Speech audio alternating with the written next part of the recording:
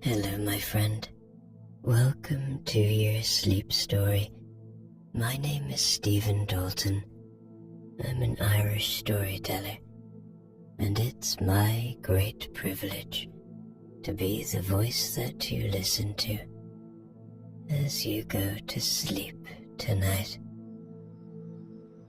I was out walking my dogs this evening, and I was looking up at the moon.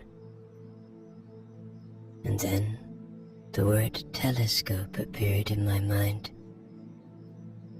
I was trying to come up with a new story,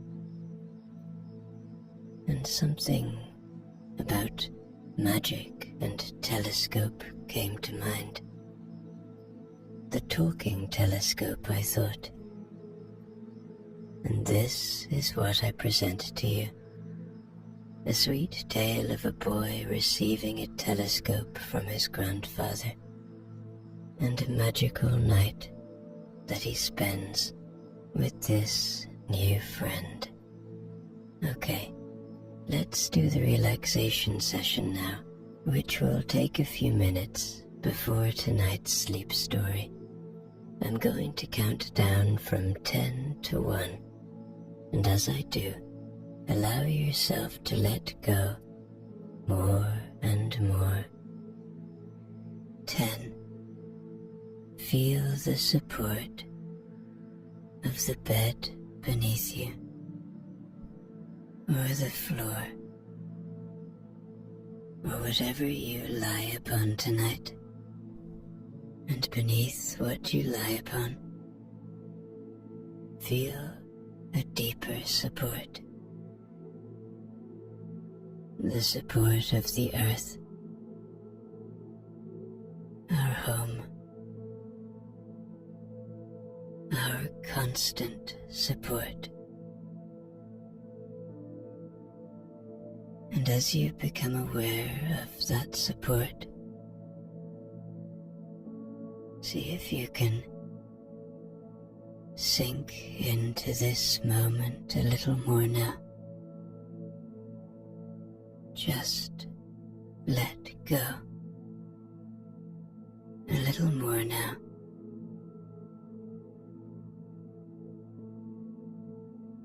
Nine. You are safe. Allow my voice to be an anchor of safety tonight. To be a friend, to be a gentle guide, a guide that only ever brings you to safe places, to warm and cozy places, to places that enable and support your sleep. Trust that my voice is a friend tonight.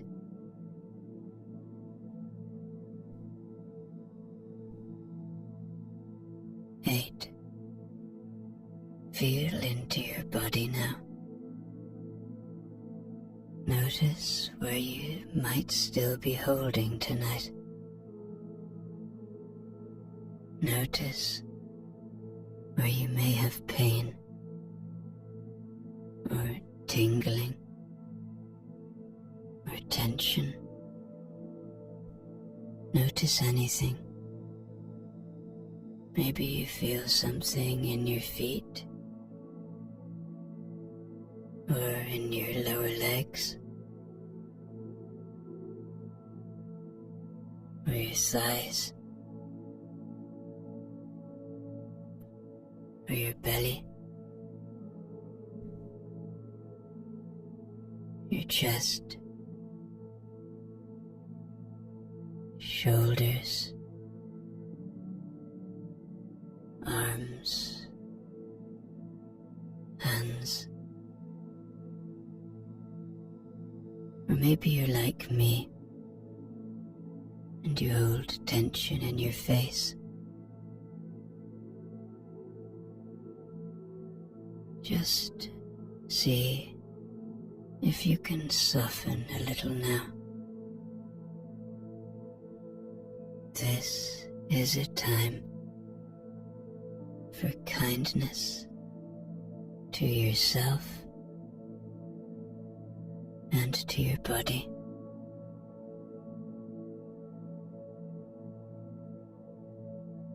Seven. The day is done. Whatever has been, has been. Whatever will be, will be. But right now, all you have is this moment.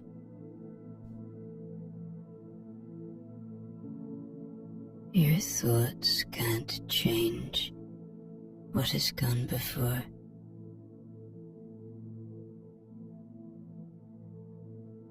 Your thoughts can't change what will come tomorrow.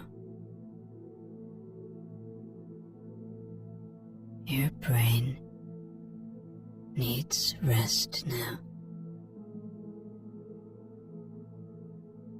So, as thoughts come and go now,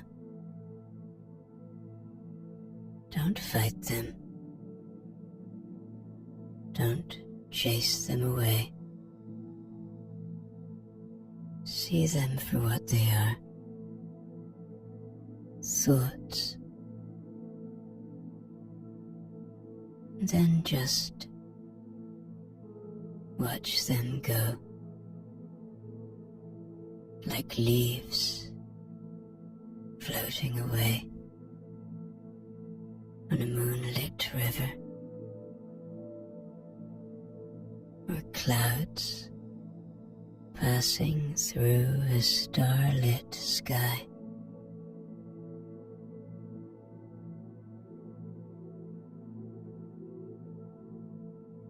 Six. This is your moment. This is your time.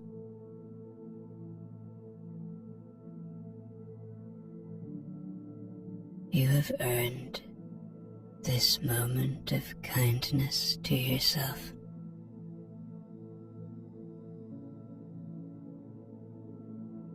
You deserve to have peace in your life. We all do. So, as you become aware of that fact, as you come to the understanding that we all deserve peace, see if you can settle into this moment a little more now, letting your body know that it's really time for rest.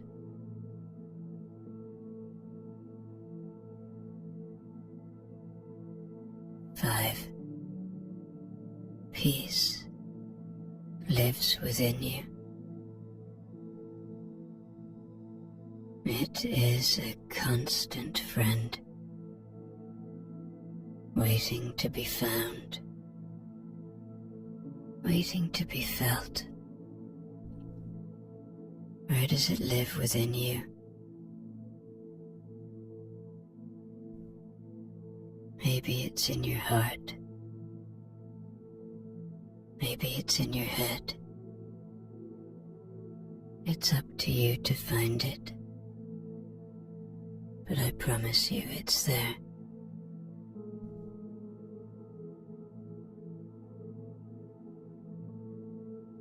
Four.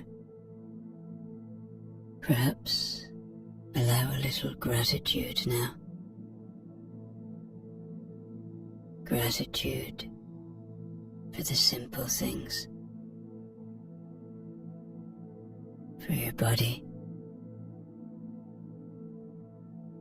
for the shelter you have tonight, for the ones you love and who love you, for the beauty and wonder of this world, of this planet, that you can find when you look for it.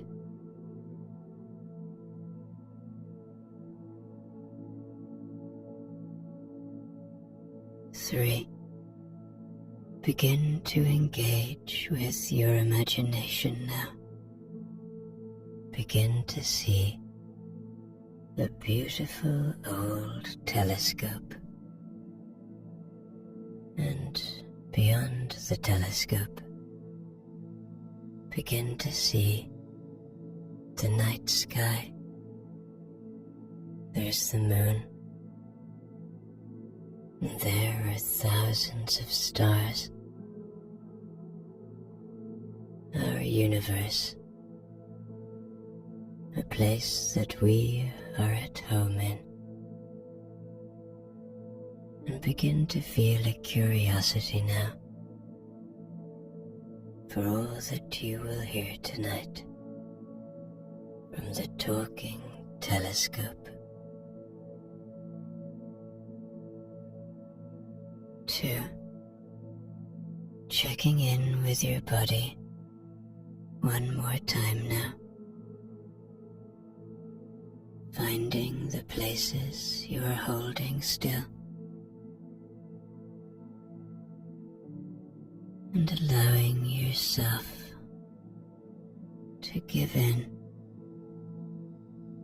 to allow the tension to ease away. Your body has worked hard for you today.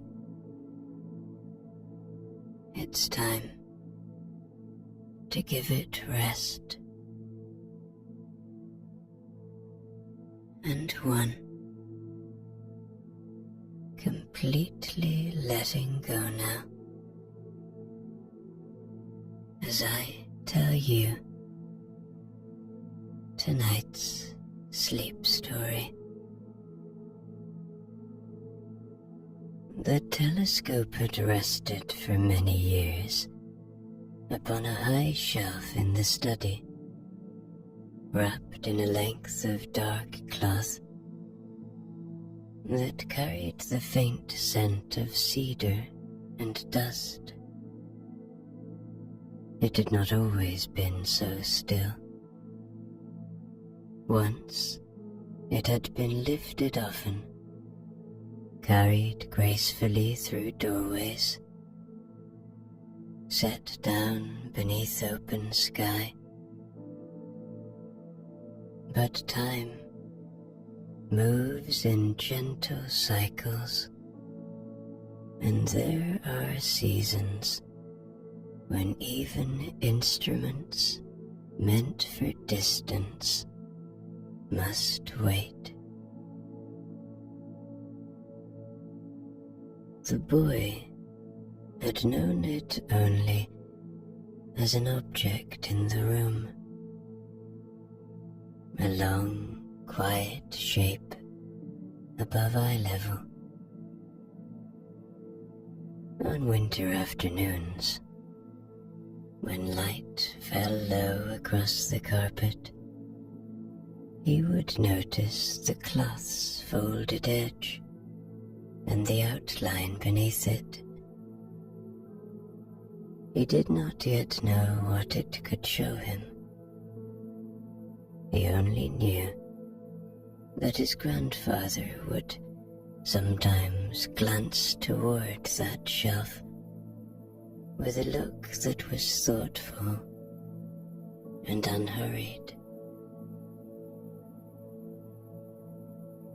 The giving of it came without ceremony.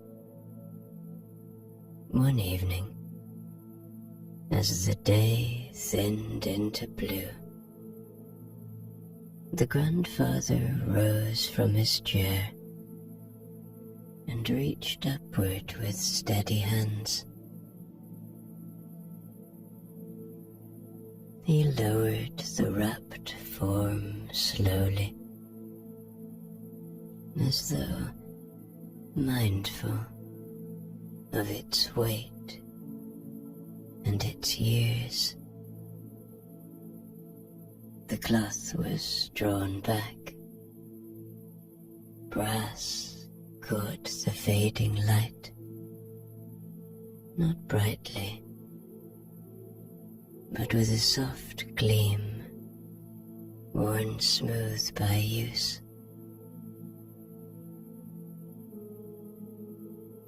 The tripod legs unfolded with a quiet wooden click. "Take your time with it," the grandfather said. "Nothing more."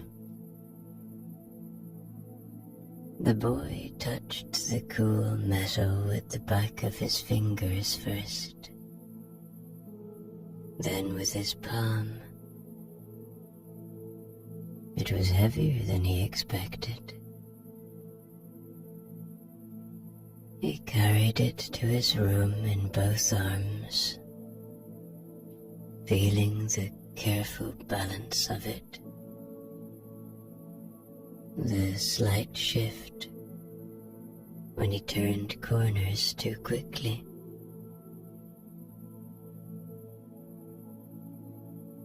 That night, he did not look through it at once. He set it by the window and sat beside it on the floor. Outside, the sky darkened slowly, layer by layer. The last color drained from the rooftops. A single early star appeared, small and patient. The boy watched it with his own eyes first, breathing quietly, unaware that the telescope was waiting. Not impatiently, but attentively, for the moment when he would finally lean forward and bring his gaze to the eyepiece of the telescope.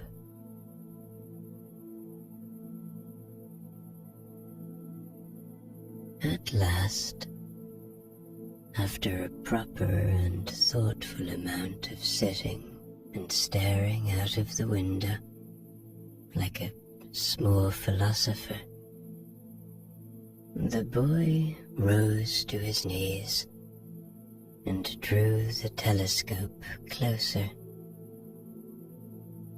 He adjusted the legs the way his grandfather had shown him. One click, then another, until it stood straight and dignified, pointing its long brass nose toward the darkening sky. He hesitated only a second before leaning forward and pressing one eye to the cool rim of the lens. At first, he saw nothing but a blur, like ink dropped in water. He twisted the focus ring very gently. The blur tightened. A single star sprang into clarity, sharp and bright. and surprisingly steady. The boy gave a small intake of breath, and then, quite distinctly, he heard a voice. "Ah," it said, in a tone that was warm and rather pleased. "There you are." The boy jerked backward so quickly that the telescope wobbled on its tripod. He glanced around his room. The door was closed. The house was quiet. He leaned forward again, slower this time. "Don't rush," the voice continued mildly. "I have been waiting for you to look properly." The boy's heart began to beat in a quick and curious rhythm. Not frightened exactly, but startled in the way one is when a cupboard unexpectedly speaks. "Who said that?" he whispered. "I did," replied the voice, "though technically speaking, I do not have a mouth. That makes conversation slightly unconventional, but we shall manage." The boy stared into the lens again. The star remained fixed in the center of his view, shining with dignified calm. "You're the telescope," he said. "Very good," the telescope answered. "Quick learner. That will help enormously." There was a pause. Not an awkward pause, but a comfortable one, like the space between two notes in a song. "I am very glad you've come," the telescope went on. "You see, the universe is dreadfully large, and it prefers to be admired. It has been waiting for a pair of steady eyes such as yours." The boy swallowed. "It's just a star." "Just?" said the telescope, with gentle astonishment. "Oh no, my boy. Nothing out there is just anything, and I intend to show you precisely why." The brass felt cool beneath the boy's fingers. Outside, the sky deepened, and more stars pricked their way into view. "I should tell you," the telescope continued kindly, "that what you are about to see will make your small worries shrink to the size of crumbs on a kitchen table. The universe has a remarkable way of doing that. It stretches your thinking. It rearranges your proportions." The boy leaned closer again, almost without realizing it. "I have been looking forward to this," said the telescope softly. "There is so much to show you. So much that will make you feel very small and very safe at the same time. Now then, the voice continued, settling into a tone of calm authority, the sort one might expect from a professor who has been waiting years for a willing student. We shall start with what you are already looking at. That bright point there, do not squint. Simply relax your eye. That is not a pinprick. It is not a decoration. It is a sun.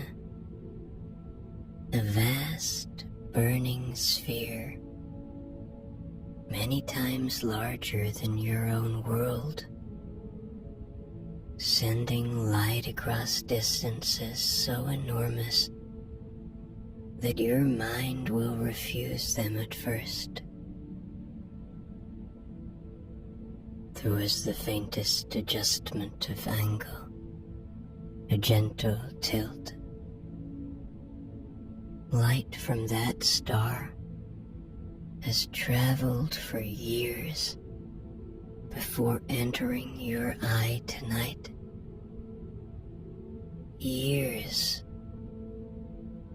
While you were learning to read, while you were losing your first tooth, while you were worrying about sums or friendships or the outcome of a football match, all that time the light was on its way, and here it is now, arriving quietly, without fuss. The boy breathed out slowly. So it's old light. Exactly, came the reply, pleased. You are always looking into the past. The universe does not shout its size. It demonstrates it patiently. The telescope shifted again, gliding across the dark. Now, a little to the left. There. Do you see that faint mist? Do not force it. Let your eyes soften.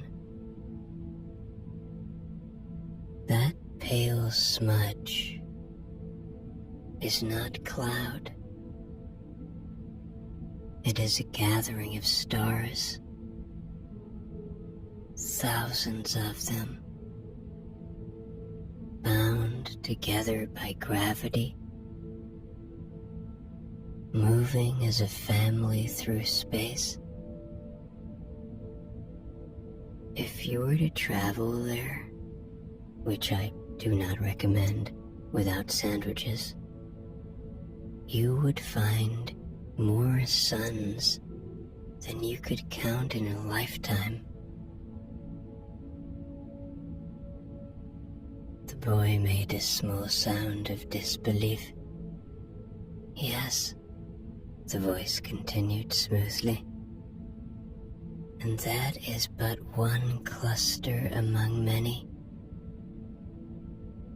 Our own sun, the one that warms your mornings and freckles your nose, is merely one citizen in a vast city of stars. And that city, which you may have heard called the Milky Way, contains hundreds of billions of such suns. hundreds of billions. Say the number slowly if you like. It refuses to feel ordinary.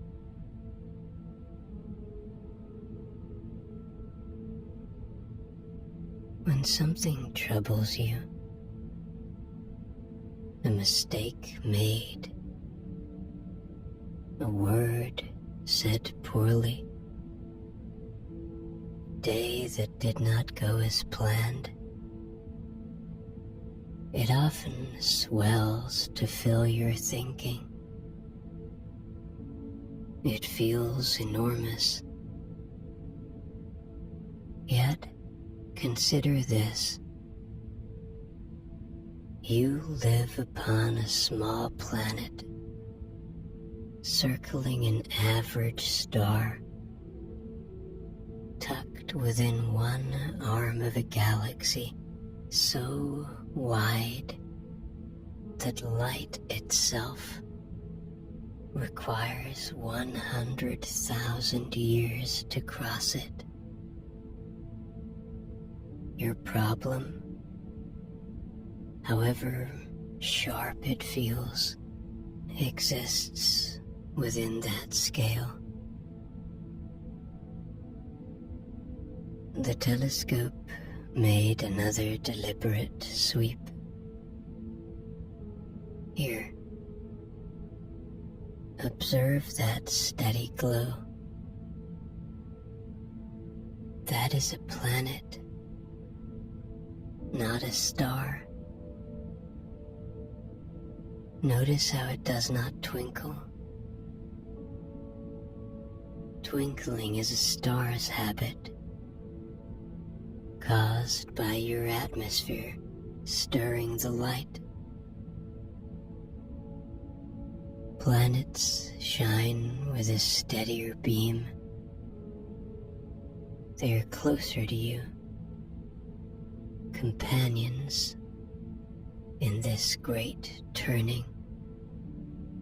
Some are giants of gas, some are rocky worlds. Each follows its path. Now, hold your gaze. I am going to guide you very carefully. There. Do you see that pale oval? Almost golden. Do not rush past it. That is Saturn. Yes, that one. Keep your breathing slow and your eye relaxed. The image steadied. You may notice something peculiar about it. It appears to have a thin line crossing it, like a hat laid flat upon a globe. Those are its rings. They are not painted on. They are not solid hoops. They are made of ice and rock, countless fragments circling in perfect obedience to gravity. Each piece moves at tremendous speed, yet from here they seem serene.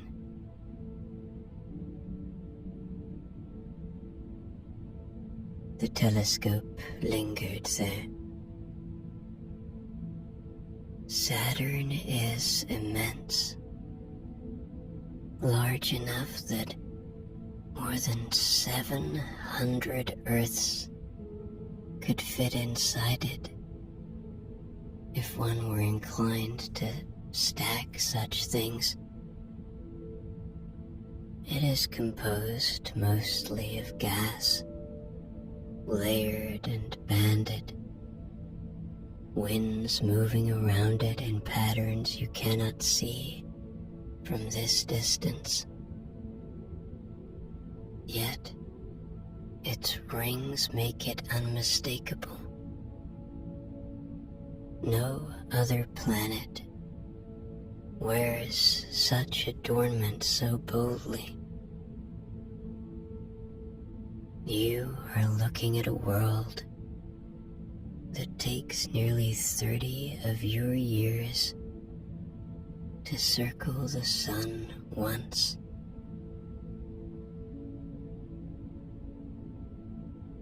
The boy breathed out, barely daring to blink.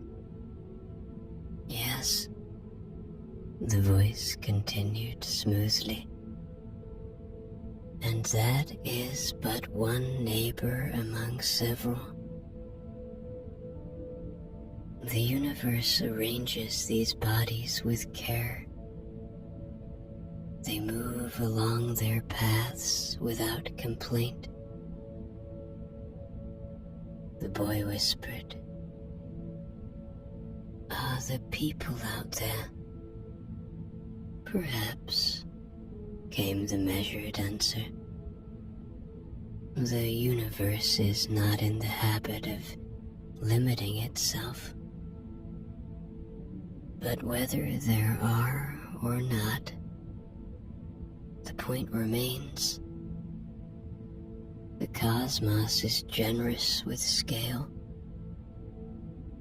It offers you perspective. When you lie awake, thinking you are alone with a worry, remember that above you spins a structure so vast it humbles even the proudest thoughts. Another gentle adjustment. Now, breathe. Keep your eyes steady. Look at that band stretching faintly across the sky. That cloudy river of light. You are looking along the plane of your own galaxy. You are inside it, peering outward from within its disk. Imagine standing in a forest and seeing trees in every direction. That is where you are, surrounded by stars.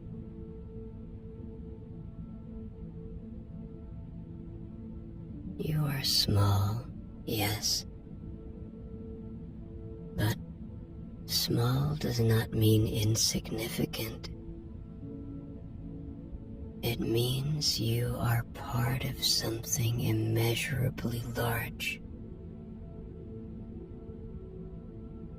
The universe does not diminish you. It situates you.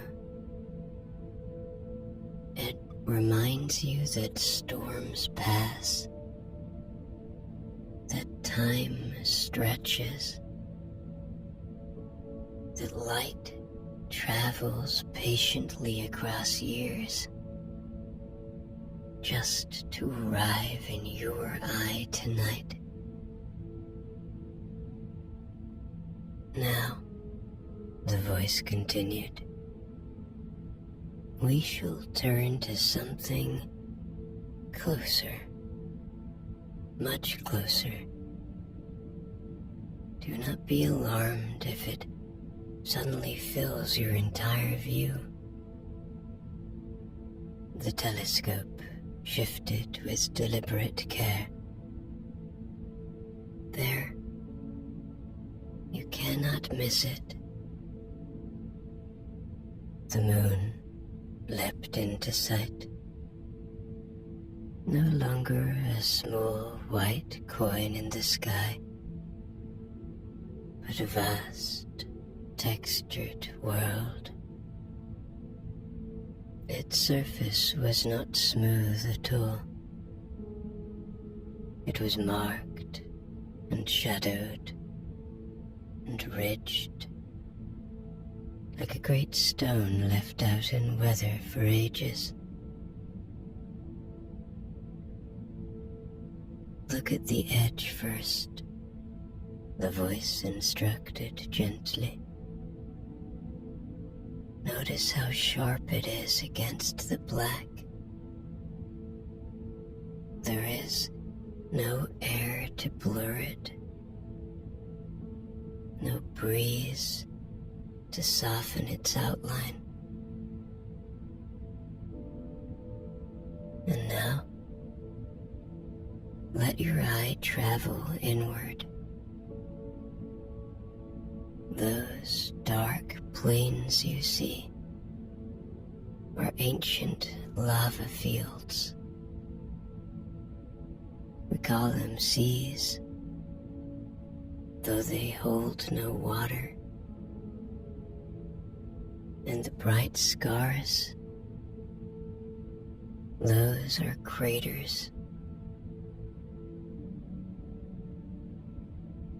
The boy leaned closer. Each crater marks a collision. Long ago, rocks from space struck the surface with tremendous force. There is no atmosphere there to shield it. No rain to wash the marks away. So the moon keeps its history plainly written. It does not forget.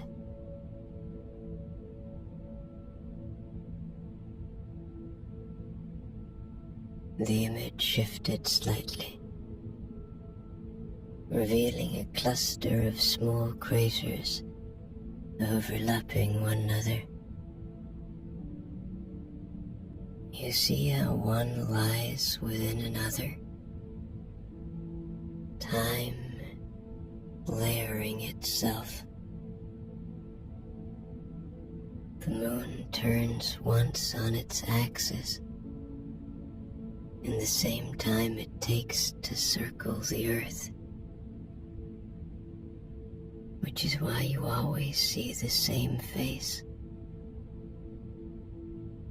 It is tidally locked, as we say, held in that steady relationship. The far side remains hidden from your unaided eye, though it exists just the same. The boy swallowed.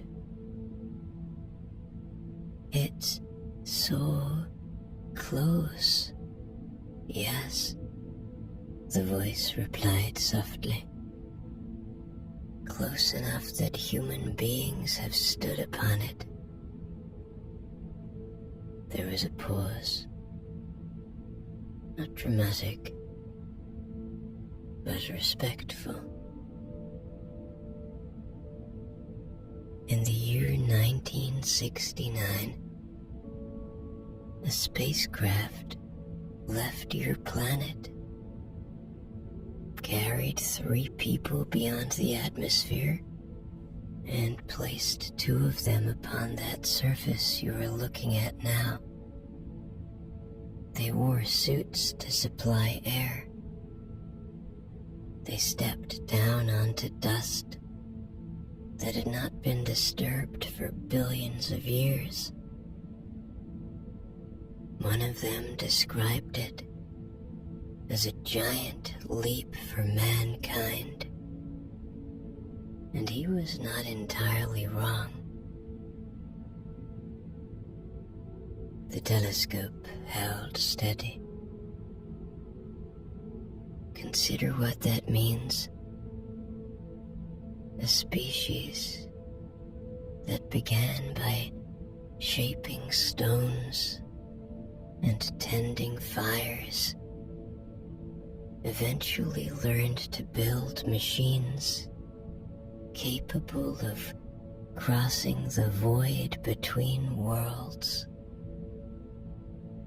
Rockets lifted from Earth with controlled fire, navigated through space, entered orbit, descended carefully, and returned home. All of this accomplished by cooperation, calculation, courage, and patience. The boy's breathing had slowed. At their best, the voice continued, human beings are capable of remarkable things. They can argue and err and stumble, yes, but they can also imagine, design, test, fail,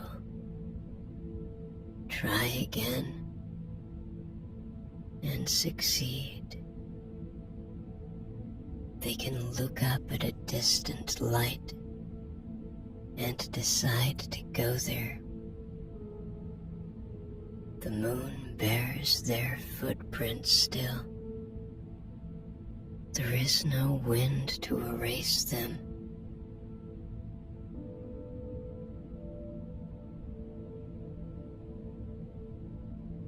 The image drifted toward the terminator line, where shadow met light.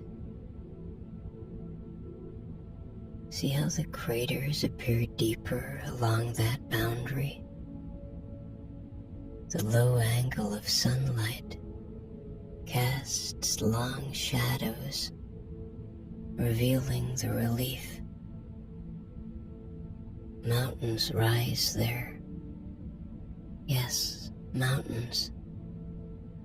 Some taller than those on your own planet. Valleys stretch between them. The surface is covered in powdered rock, formed by countless impacts over eons.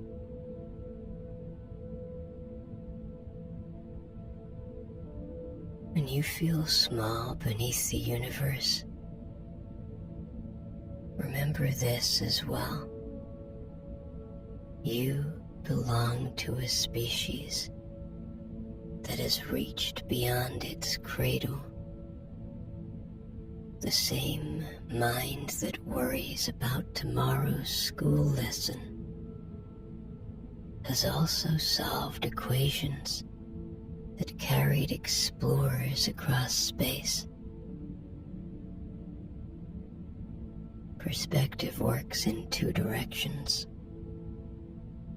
You are small in the cosmos, and yet you are capable of astonishing reach.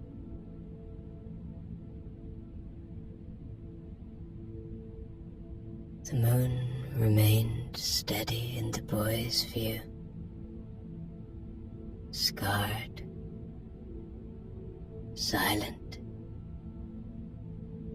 luminous. And tonight, the voice concluded gently, you are standing on one world, looking at another, with understanding growing in between.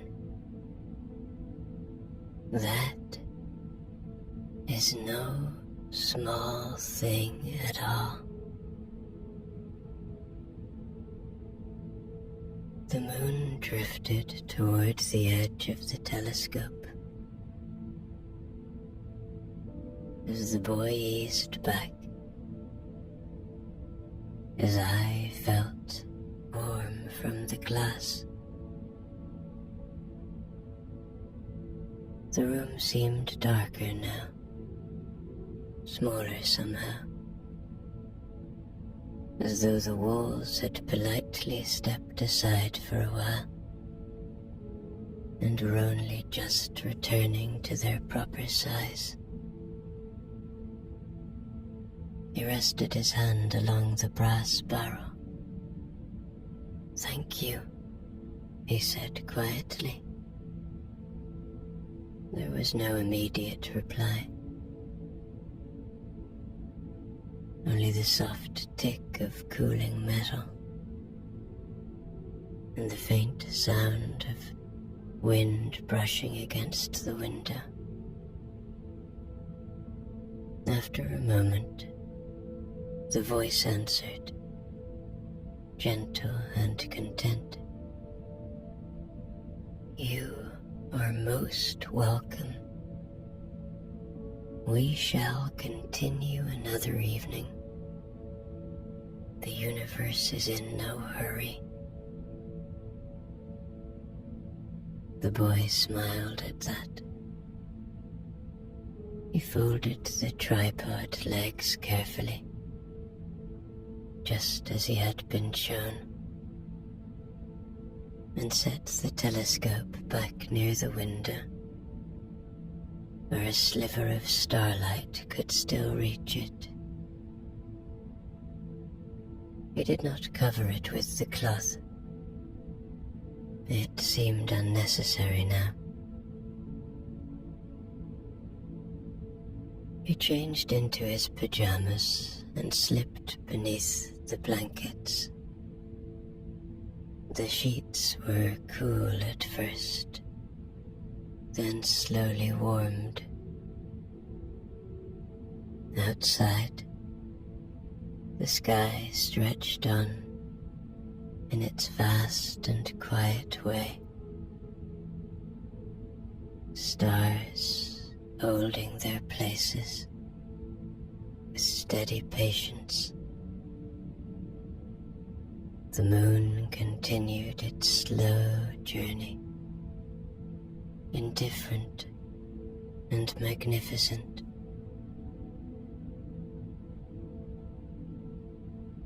As his breathing lengthened and softened, images began to rise behind his closed eyes.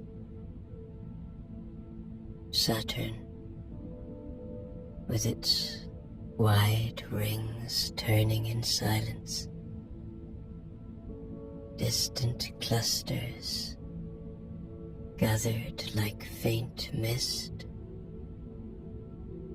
the moon's bright craters holding ancient shadows. He dreamed not of noise or rushing, but of gentle movement, planets following their paths, light traveling across years,